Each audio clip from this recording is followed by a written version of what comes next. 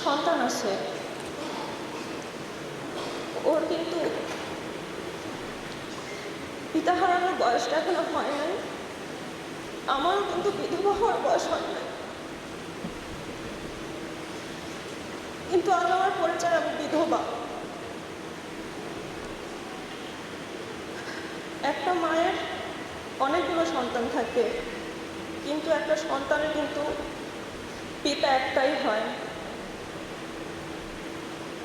সরকারের কাছে শুধু আমার এতটুকুই আবেদন, আমার এদিনকে আপনারা কেউ ভুলে যায়নি না। আমার বাচ্চাটার কথা সবাই মনে রাখেন, প্রতিটা শহীদের সন্তানদের কথা মাথায় রাখবেন, ওদের একটা ব্যবস্থা করে দিবেন। ওরা যেন ওর বাবা থাকলে যেভাবে বড় হতে পারতো, যেভাবে মানুষের মতো মানুষ হতো, কোনো কষ্ট থাকতো না, অভাব থাকতো না, সেই জিনিসটা আপনারা সবাই লক্ষ্য রাখবেন। জুলাই যোদ্ধা, জুলাই শহীদ পরিবার এবং জুলাই রাজবন্দীদের ফুলের শুভেচ্ছা দেওয়ার কথা ছিল এই আলোচনা সভায়। প্রকৃতপক্ষে আপনারা জানেন, দেশের সুশাসনের জন্য, দেশের উন্নয়নের জন্য মাননীয় প্রধানমন্ত্রী দেশনায়ক তারেক রহমান আমি মোহাম্মদ রহিম নাজকে নাটোরের জেলা প্রশাসক হিসেবে নিযুক্ত করেছিলেন। কিন্তু আমরা দেখছি এই জেলা প্রশাসক হিসেবে নিযুক্ত হওয়ার পর থেকে এই নাটোরের জেলা প্রশাসক কোনো অবস্থাতেই আমাদেরকে মূল্যায়ন করে না। আইন শৃঙ্খলা মিটিং সহ সকল মিটিংয়ে আমাদেরকে অবমূল্যায়ন করা হয়েছে। তারই ধারাবাহিকতা আজকেও এই অনুষ্ঠানে, এই আলোচনা সভায় সেখানে জেলা প্রশাসক এবং পুলিশ সুপারকে সম্মানিত করা হয়েছে। তাদের মাধ্যমে এই যোদ্ধাদের ফুল দেওয়া হচ্ছিল, কিন্তু সেখানে আমি উপস্থিত ছিলাম জেলা প্রশাসক হিসাবে এবং জেলা বিএনপির আমি কনভেনরও বটে, আপনি জানেন। সেখানে আমার নাম নেওয়া হয় নাই, আমাকে সেখানে কোনো রূপে সম্মান করা হয় নাই। এবং পরবর্তী পর্যায়ে আপনারা জানেন যে আমাদের এই জুলাই যোদ্ধা সহ জুলাই শহীদ পরিবার এবং আমাদের জুলাই যারা আমরা যুদ্ধ করতে গিয়ে আমরা কারাবন্দী হয়েছিলাম, তাদেরকেও এতটুকু ফুল দেওয়া হয় নাই। এবং সেখানে বারবার উল্লেখ করা হচ্ছিল, আপনি জানেন যে জুলাই যোদ্ধারা, এই জুলাই কারাবন্দীরা আমাকে রাজশাহী বিভাগের উপদেষ্টা বানিয়েছে। সেখানে আমার জুলাই রাজবন্দীরা তারা বারবার বলছে যে আমাদের প্রশাসক মহোদয় কিন্তু আমাদের জুলাই যোদ্ধা এবং জুলাই কারাবন্দী, তাকে একটু ফুল দেন। সেখানেও জেলা প্রশাসক এবং পুলিশ সুপার আমাকে ফুল দেয় না। কাজেই যেখানে আমি অসম্মানিত হচ্ছি, আমার জুলাই রাজবন্দীরা অসম্মানিত হচ্ছে, সেই জুলাই যোদ্ধারা অসম্মানিত হচ্ছে, সেই কারণে আমি আজকে এই জেলা প্রশাসনের আয়োজনে যে আলোচনা সভা এবং জুলাই যোদ্ধাদের সম্মান ফুল শুভেচ্ছা জানানোর কথা ছিল, সেটা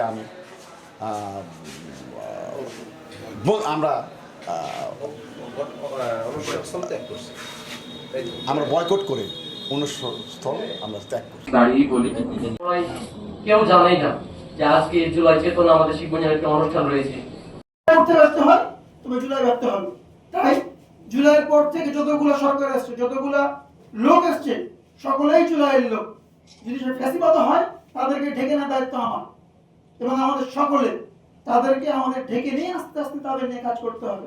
আমরা যদি নিজেদের মধ্যে দ্বন্দ্ব রাখি, নিজেদের মধ্যে মারামারি রাখি, সব থেকে বেশি কলঙ্কিত হয় জুলাই। তাই জুলাইকে বাঁচাতে হলে আমাদের সকলকে ঐক্যবদ্ধ থাকতে হবে। যেমন আমরা জুলাই পরবর্তী যে ঐক্যের কথা বলি, আমরা গণতান্ত্রিক ভাবধারার কথা বলি, যে জুলাই চেতনার কথা বলি, সেগুলো আমরা যদি ঐক্যবদ্ধ না থাকি তাহলে সেগুলো আমরা বেশি দিন টিকিয়ে রাখতে পারবো না। জুলাই অভ্যুত্থান সে আমরা সকলেই জানি, জুনে শুরু হয় এবং 5ই আগস্টে সমাপ্ত হওয়া যে ঘটনা প্রবাহ, এই ঘটনা প্রবাহে সম্পৃক্ত সকলের প্রতি শ্রদ্ধা জানিয়ে, যেটা 180 দিনের কর্মসূচি হিসেবে ভাগ করে দেওয়া হয়েছে আমাদের মাঝে, উপজেলা প্রশাসন সেই বিষয়ে কাজ করছে। আমাদের নির্দিষ্ট টার্গেট দেওয়া হয়েছে, গাছ নিয়ে আমরা কাজ করছি, খাল খনন সহ সরকারের অনেক লোক। আমি মোহাম্মদ মাহমুদুল হক মাসুম, জুলাই অ্যালায়েন্স নাটোর জেলা আহ্বায়ক। আমাদেরকে অনুষ্ঠানে দাওয়াত করার পরে আমাদেরকে যথাযোগ্য সম্মান না দেখানোর জন্য আমাদের সিনিয়র নেতৃবৃন্দদের কারণে একযোগে আমরা অনুষ্ঠান বর্জন করেছি। কত সফট আওয়ামী লীগ সেই সময় আমাদের পাশে দাঁড়াইছে, যারা নাটোর আন্দোলন করছে তারা জানে। সফট আওয়ামী লীগ কেন বললাম? ওরা সমর্থন দিতে পারে। আমরা ফার্স্টেই কি করলাম, সব রাজনৈতিক দল সেখানে আওয়ামী লীগ খেলা হয়, ওদেরও আমরা অত্যাচার করা শুরু করলাম। আমরাও পরিচয় দিতে পারি না, কি বলবো, তোরা তো ভাই একবার হলো আওয়ামী লীগের মিছিল মিটিং করছিস। এদের যখন রাজনৈতিক দলগুলো আশ্রয় নেওয়া আসলো, বিএনপি যখন এরকম মামলাদের নিয়ে আসলে বিএনপি সমালোচনা শুরু করলাম, কিন্তু বুঝতে চাইলাম না যে তারা আসলে জুলাই আন্দোলনের সাথে সম্পৃক্ত ছিল। আপনারা কতজন মানুষ সেদিন নাটোরের আন্দোলনের মাঠে উপস্থিত ছিলেন? দলীয় প্রশ্ন করা হয়, উত্তর দিতে পারবে? উত্তর দিতে পারবে।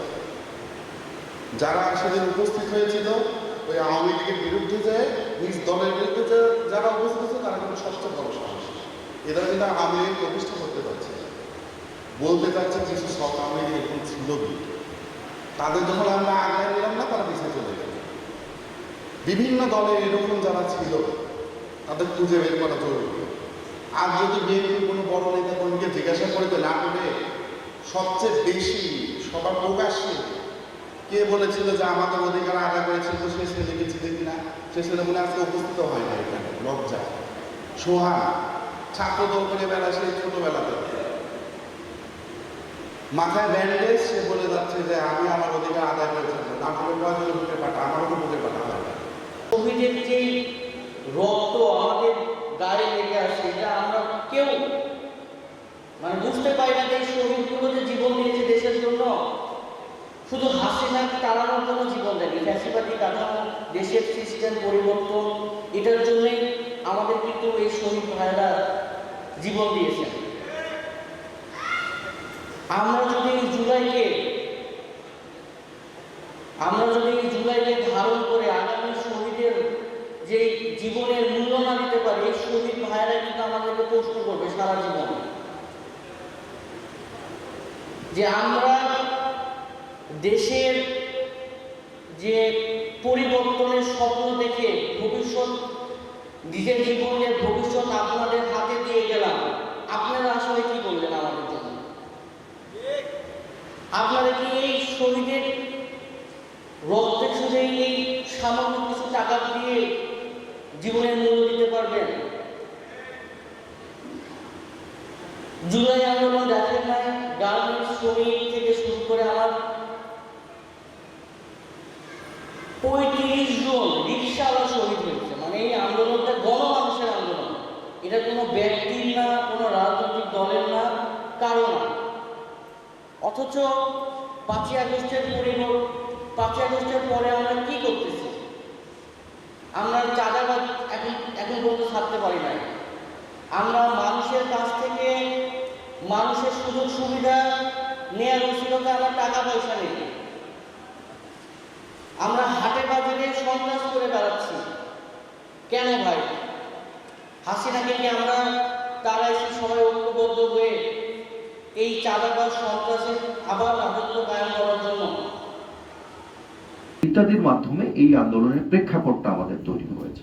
এই প্রেক্ষাপটের উপরে ভিত্তি করে আমরা এই জুলাই অভ্যুত্থানটাকে একটা সফল অভ্যুত্থান হিসেবে এবং এই ফ্যাসিস্ট সরকারকে আমরা সরানোর যে সফল আন্দোলন, সেই সফল আন্দোলনটা তৈরি হয়েছে। এই কারণেই যদি আমরা জুলাই আন্দোলনকে শুধুমাত্র জুলাই এবং আগস্টের 5 তারিখ পর্যন্ত বিশ্লেষণ করি, সেটা একটা অপূর্ণাঙ্গ বিশ্লেষণ হবে। এই বিশ্লেষণটা আমাদের করতে হবে, অবশ্যই আমরা সেটাকে বেশি ফোকাস দেব, কিন্তু আমাদের এই বিশ্লেষণটা করতে হবে এই একটা দীর্ঘমেয়াদী যে আগের যে ব্যাকগ্রাউন্ড আছে, প্রেক্ষাপট আছে, সেই প্রেক্ষাপট সহ। আমার ব্যক্তিগত কিছু এক্সাম্পল আমি দিই যে আসলে সে সময় আমি কি করেছি। এটা নর্মালি আমি অন্য কোথাও বলি নাই, প্রথম হয়তো বলছি, কারণ কিছু কিছু সময় আসলে তো নিজেই একটা কজের জন্য করতে গেলে ওটা প্রচার করতে ইচ্ছা করে না, কিন্তু আজকে যেহেতু নিজের এলাকায় এসেছি একটু গল্পটা করি। ইন্টারন্যাশনাল যতগুলো করেসপন্ডেন্স হয়েছে সেই সময়, এখন যারা এনসিপির অনেকে শীর্ষ পর্যায়ের আছেন বিদেশে। এখানে নাটোরে আজকে যে আয়োজনটা ছিল, এই আয়োজনে আমাদের আহত এবং শহীদ এবং রাজবন্দীদের সকলকে ফুল দেওয়ার কথা ছিল, বা ফুল দিয়ে একটা বরণ করার বিষয়। তো আমাদের রাজবন্দির সংখ্যা যেহেতু খুব কম এবং আমরা এখনো গ্যাজেটভুক্ত না, তার কারণে আমরা এই বিষয়গুলো কোনো প্রোগ্রাম নিয়ে বেশিটা চাওয়া পাওয়া রাখি না। তো আজকের প্রোগ্রামে আমাদের যিনি সিনিয়র যুগ্ম আহ্বায়ক নাটোর জেলার আর কি, তো তিনি ওখানে উপস্থিত ছিলেন। একই সাথে তিনি হচ্ছেন নাটোর জেলা পরিষদের প্রশাসক এবং জেলা বিএনপির সভাপতি, তার একাধিক গুরুত্বপূর্ণ পরিচয় আছে। তো তিনি ওই অনুষ্ঠানে উপস্থিত হন এখানে আহত এবং শহীদ পরিবারকে ডিসি মহোদয় এবং পুলিশ সুপার মহোদয় ফুল দিয়ে বরণ করলেও আমরা বারবার বলার পরেও উনি আমাদের রাজমন্দির যে সিনিয়র নেতৃত্ব এবং জেলা পরিষদ প্রশাসক জনাব রহিম নওয়াজকে তোয়াক্কা না করে সাইড হয়ে চলে যান। বিষয়টা আমাদের কাছে খুবই অপমানজনক মনে হয়েছে। তো যার কারণে আমরা রাজবন্দি অ্যালায়েন্সের পক্ষ থেকে উক্ত আয়োজন বয়কট করছি এবং আমাদের সাথে তাদের দলীয় যারা ছিল তারাও আর কি উক্ত আয়োজনটা করে। এই প্রেক্ষাপটের উপরে ভিত্তি করে আমরা এই জুলাই অভ্যুত্থানটাকে একটা সফল অভ্যুত্থান হিসেবে এবং এই ফ্যাসিস্ট সরকারকে আমরা সরানোর যে সফল আন্দোলন, সেই সফল আন্দোলনটা তৈরি হয়েছে। এই কারণেই যদি আমরা জুলাই আন্দোলনকে শুধুমাত্র জুলাই এবং আগস্টের 5 তারিখ পর্যন্ত বিশ্লেষণ করি, সেটা একটা অপূর্ণাঙ্গ বিশ্লেষণ হবে। এই বিশ্লেষণটা আমাদের করতে হবে, অবশ্যই আমরা সেটাকে বেশি ফোকাস দেব, কিন্তু আমাদের এই বিশ্লেষণটা করতে হবে এই একটা দীর্ঘমেয়াদী যে আগের যে ব্যাকগ্রাউন্ড আছে, প্রেক্ষাপট আছে, সেই প্রেক্ষাপট সহ। আমার ব্যক্তিগত কিছু এক্সাম্পল আমি দিই যে আসলে সে সময় আমি কি করেছি। এটা নর্মালি আমি অন্য কোথাও বলি নাই, প্রথম হয়তো বলছি, কারণ কিছু কিছু সময় আসলে তো নিজেই একটা কজের জন্য করতে গেলে ওটা প্রচার করতে ইচ্ছা করে না, কিন্তু আজকে যেহেতু নিজের এলাকায় এসেছি একটু গল্পটা করি। ইন্টারন্যাশনাল যতগুলো করেসপন্ডেন্স হয়েছে, জুলাই চেতনায় গর্ব দেশ, সবার আগে বাংলাদেশ। আজকের জীবনে, আজকের এই দিবসে আমাদের মূল প্রতিপাদ্য হোক এটি, আমরা একটি নতুন বাংলাদেশ গড়ব, যেখানে জুলাইয়ের যে চেতনা যেটা ছিল অসাম্প্রদায়িক বাংলাদেশ, সকলকে নিয়ে এগিয়ে যাওয়ার বাংলাদেশ। এই লক্ষ্যে আমাদের সবাইকে এগিয়ে আসতে হবে। বর্তমান সরকার সেই লক্ষ্যে কাজ করতেছে। আমরা একটি সুশাসন প্রতিটি অফিসে, সমাজে নিশ্চিত করতে চাই, একটি উন্নত বাংলাদেশ বিনির্মাণ করতে চাই। আমি খুব বেশি বক্তব্য না বাড়িয়ে, আপনারা যে এই বৈরী আবহাওয়ার মাঝে আপনারা সকলে এখানে কষ্ট করে উপস্থিত হয়েছেন, এই জন্য আপনাদেরকে জেলা প্রশাসনের পক্ষ থেকে অশেষ ধন্যবাদ এবং কৃতজ্ঞতা জ্ঞাপন করছি। আমরা আমাদের যে শহীদ পরিবার, 4টি শহীদ পরিবারকে আমরা সামান্য জেলা প্রশাসনের পক্ষ থেকে সামান্য উপহার প্রদান করব। আমাদের যারা আহত, যারা জুলাই যোদ্ধা আছেন, তাদেরকে আমরা সামান্য দেব দিয়ে, এবং আমাদের শিশু কিশোরদের যে চিত্রাঙ্কন প্রতিযোগিতা জুলাই নিয়েছিল, সেখানে আমরা পুরস্কার বিতরণ করে আজকের আমাদের এই কর্মসূচি এখানে শেষ হবে। আপনারা সকলে জানেন, সরকারি নির্দেশনা মোতাবেক আমরা সকালবেলা জুলাই স্মৃতিসৌধে পুষ্পস্তবক অর্পণ করেছি। দুপুরে জোহরের নামাজের পরে প্রতিটি মসজিদে জুলাই যারা শহীদ তাদের উদ্দেশ্যে প্রার্থনা করা হবে। অন্যান্য উপাসনালয়ে একই সুবিধাজনক সবাই সার্বিকভাবে এই আজকের দিবস পালন করার জন্য আপনারা যারা সকলে যাতে অংশগ্রহণ করেছেন, মতামত প্রদান করেছেন, সবাইকে অশেষ ধন্যবাদ। রক্তের ভেতর রাজপথ আমাদের শিখিয়েছে কীভাবে অন্যায়ের বিরুদ্ধে মাথা উঁচু করে দাঁড়াতে হয়। আপনারা এই 6 আগস্টে স্লোগান তুলেছিলেন, বুকের ভিতর দারুণ ঝড়, বুক পেতেছি গুলির ঘর। আপনারা যে জুলাই চেয়েছিলেন, আমরা সেই জুলাই পথে। জুলাই একটা দেয়াল, এই দেয়াল জুলাইকে বিভক্ত করেছে, দেশকে বিভক্ত করেছে অতীত থেকে বর্তমানে। আমরা চাইলেও আপনাদের কারণে, এই জেনজির কারণে আর প্রথম বাংলাদেশে ফেরত যাব না। আমার সামনে গণের পালা। আমি অনুরোধ করছি, 17 বছরের জঞ্জাল আপনারা মুক্ত করেছেন।